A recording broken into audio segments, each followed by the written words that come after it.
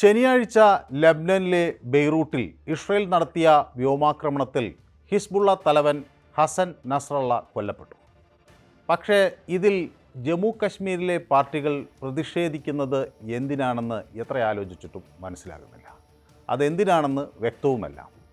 Hezbollah നേതാവ് ഹസൻ നസ്രള്ളയുടെ കൊലപാതകത്തിൽ അവിടെ പ്രതിഷേധിച്ചത് PDP ആണ്.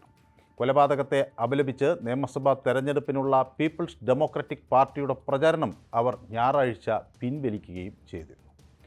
മുൻ മുഖ്യമന്ത്രിയായ മെഹബൂബ മുഫ്തിയാണ് ഈ തീരുമാനം എടുത്തത്. അവരുടെ തീരുമാനം പലരെയും അത്ഭുതപ്പെടുത്തി എന്ന കാര്യത്തിലും തർക്കമില്ല. ലെബനനിലെയും ഗാസയിലെയും രക്തസാക്ഷികളോട് അവർക്ക് ഐക്യദാർഢ്യം പ്രകടിപ്പിക്കാം. പക്ഷേ അതിന് ഇന്ത്യയിൽ പ്രതിഷേധിക്കേണ്ട കാര്യം എന്ത് എന്നതാണ് പലരെയും അത്ഭുതപ്പെടുത്തിയത്. ലെബനനിലെയും ഗാസയിലെയും രക്തസാക്ഷികളോട്, പ്രത്യേകിച്ച് ഹസൻ നസ്രള്ളയോട് ഐക്യദാർഢ്യം പ്രകടിപ്പിച്ചുകൊണ്ടാണ് തൻ്റെ ക്യാമ്പയിൻ റദ്ദാക്കുന്നത് എന്നാണ് മെഹബൂബ മുഫ്തി ട്വീറ്റ് ചെയ്തത്. അതിയായ ദുഃഖത്തിൻ്റെയും മാതൃകാപരമായ പ്രതിരോധത്തിൻ്റെയും ഈ മണിക്കൂറിൽ ഞങ്ങൾ പാലസ്തീനിലെയും ലെബനനിലെയും ജനങ്ങൾക്കൊപ്പം നിൽക്കുന്നു എന്നും മെഹബൂബ മുഫ്തി പറഞ്ഞു. ജമ്മു കാശ്മീരിൽ പലയിടത്തും അവർ പ്രതിഷേധം സംഘടിപ്പിച്ചു.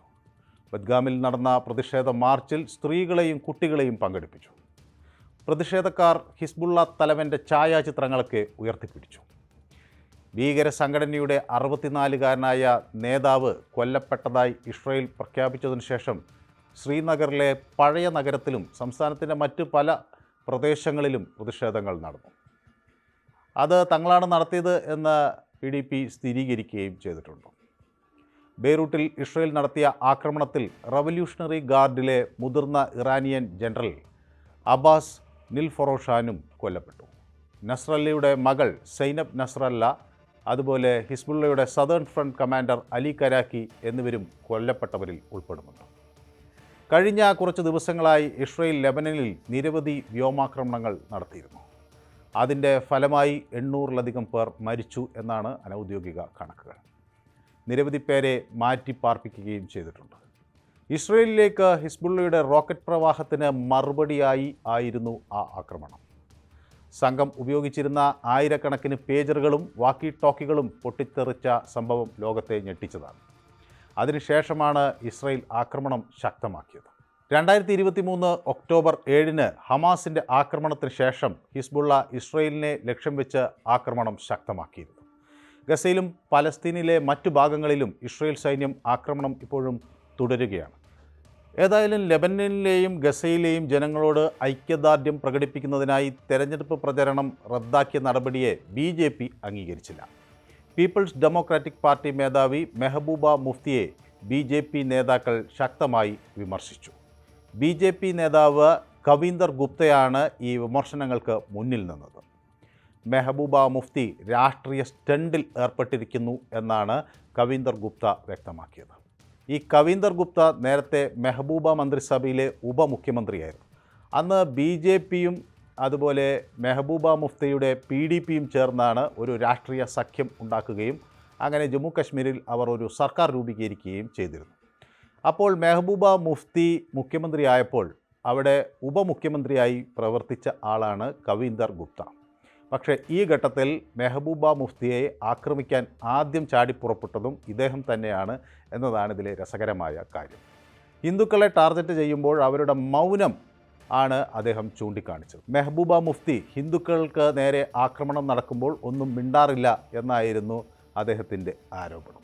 വിഷയത്തെക്കുറിച്ച് ഒന്നും സംസാരിക്കാൻ ആഗ്രഹം ഇല്ല എന്നാണ് പക്ഷേ നാഷണൽ കോൺഫറൻസിൻ്റെ നിലപാട്. Jammu Kashmir national conference vice president Omar Abdullah തൻ്റെ ആ നിലപാടാണ് മാധ്യമങ്ങളോട് പങ്കുവച്ചത്. വർദ്ധിച്ചു വരുന്ന സംഘർഷങ്ങൾ അവിടെ ഒരു വിഷയമാണ് എന്ന് അദ്ദേഹം വ്യക്തമാക്കി. അപ്പോൾ അത് തടയാനുള്ള ശ്രമങ്ങളാണ് നടക്കേണ്ടത് എന്നാണ് ഒമർ അബ്ദുള്ളയുടെ നിലപാട്. യുദ്ധത്തിൻ്റെ ഒരു കാർമേഘം അവിടെയൊക്കെ വ്യാപിച്ചു കിടക്കുന്നു എന്നാണ് ഒമർ അബ്ദുള്ള പറയുന്നത്. ഇന്ത്യൻ പ്രധാനമന്ത്രി നരേന്ദ്രമോദിയും മറ്റ് രാജ്യങ്ങളുടെ നേതാക്കളുമൊക്കെ വീണ്ടും സമാധാനം സ്ഥാപിക്കാൻ സമ്മർദ്ദം ചെലുത്തണം എന്നും ഒമർ അബ്ദുള്ള വ്യക്തമാക്കി. ജമ്മു കാശ്മീരിൽ ഇപ്പോൾ നിയമസഭാ സീറ്റുകളിലേക്ക് തിരഞ്ഞെടുപ്പുകൾ നടന്നു വരികയാണ്. 50 സീറ്റുകളിലേക്കുള്ള തിരഞ്ഞെടുപ്പ് നേരത്തെ തന്നെ നടന്നു കഴിഞ്ഞു. ഒക്ടോബർ 1-ന് ആണ് ഇനി 3ാമത്തെ റൗണ്ട് ഷെഡ്യൂൾ ചെയ്തിരിക്കുന്നത്. ഇനി വരാനിരിക്കുന്ന തെരഞ്ഞെടുപ്പിൽ ജമ്മു ഡിവിഷനിലെ 24-ഉം വടക്കൻ കശ്മീരിലെ 16-ഉം ഉൾപ്പെടെ 40 സീറ്റുകളിലേക്കാണ് തെരഞ്ഞെടുപ്പ് നടക്കേണ്ടത്. ഇതിനിടയിൽ PDP നേതാവ് മെഹബൂബ മുഫ്തി മുസ്ലിം വോട്ടർമാരെ ആകർഷിക്കാൻ തന്ത്രപരമായ ഒരു നീക്കം നടത്തി എന്നാണ് രാഷ്ട്രീയ നിരീക്ഷകർ വിലയിരുത്തുന്നത്. ഇത് ഇന്ത്യ ബ്ലോക്കിൻ്റെ വോട്ടുകളെ പ്രതികൂലമായി ബാധിച്ചേക്കാം എന്ന് കരുതുന്നവരും ഉണ്ട്. നാഷണൽ കോൺഫറൻസ് കോൺഗ്രസ് സഖ്യവും PDPയും BJPയുമാണ് ഈ ഒരു തെരഞ്ഞെടുപ്പിൽ ശക്തമായ മത്സര രംഗത്തുള്ളത്. അവിടെ ജമ്മു കശ്മീരിൽ ഒരു ത്രികോണ മത്സരമാണ് നടക്കുന്നത്.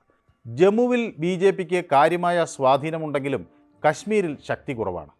ഇന്ത്യ മുന്നണിയാകട്ടെ ഇതിനകം ആഭ്യന്തര പ്രശ്നങ്ങൾ കൊണ്ട് ചില പ്രതിസന്ധികളിൽ ആണ്. പ്രത്യേകിച്ച് കശ്മീരിൽ മെഹബൂബിയുടെ പ്രവർത്തനം മൂലം ഒരു വോട്ടർ ധ്രുവീകരണം സംഭവിക്കുകയാണെങ്കിൽ അത് കൂടുതൽ ഇന്ത്യ മുന്നണിയായിരിക്കും ബാധിക്കുക. അവരുടെ സാധ്യതകളെയായിരിക്കും അത് കൂടുതൽ വഷളാക്കുക. ഏതായാലും വിദേശത്ത് നടക്കുന്ന ഇങ്ങനെ ഒരു ആക്രമണത്തിന് ഇന്ത്യയിൽ പ്രതിഷേധം സംഘടിപ്പിക്കുമ്പോൾ അത് ഏത് തരത്തിലുള്ള പ്രത്യാഘാതങ്ങൾ ഉണ്ടാക്കും എന്നതിനെക്കുറിച്ചുകൂടി രാഷ്ട്രീയ പാർട്ടികൾ ചിന്തിക്കുന്നത് നന്നായിരിക്കും.